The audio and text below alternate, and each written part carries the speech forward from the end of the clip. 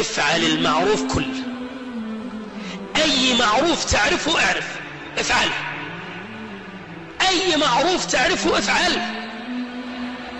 وجدت علبة في الطريق تؤذي الناس، أمطها، يمكن. وجدت واحد يريد أن توصله، أوصله، يمكن. وجدت إنسان مكروب، فرج عنه. وجدت إنسان يحتاج منك أن تبتسم في وجهه، ابتسم. وجدت إنسان تستطيع أن تشفع له، اشفع. ركعتين في الضحى لا تحسب أنها هينة. زبيدة زوجة هارون الرشيد، أختم بهذه القصة، صنعت مشروع عظيم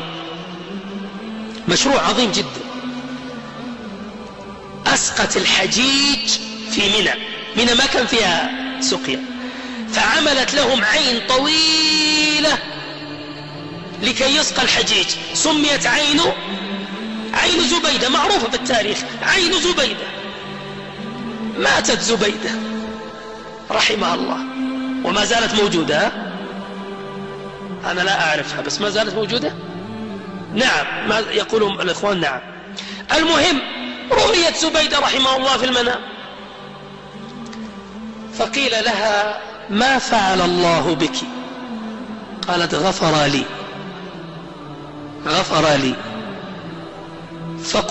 فقيل لها: بالعين التي عملتيها؟ قالت: لا والله، العين وما العين، إنما بركعتين في جوف الليل كنت أحافظ عليها. شفت حاجة ما تتوقع، ركعتين في جوف الليل.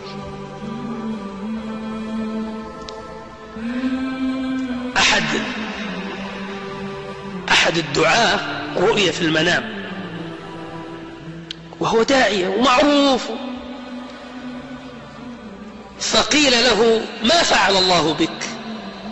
فضحك، قال: فوق هكذا. قيل: بدعوتك؟ قال: دعوتي إنما بريالات تصدقت بها. سبحان الله، ما تعرف يا أخي. لا تحقر من المعروف شيء، افعل كل المعروف.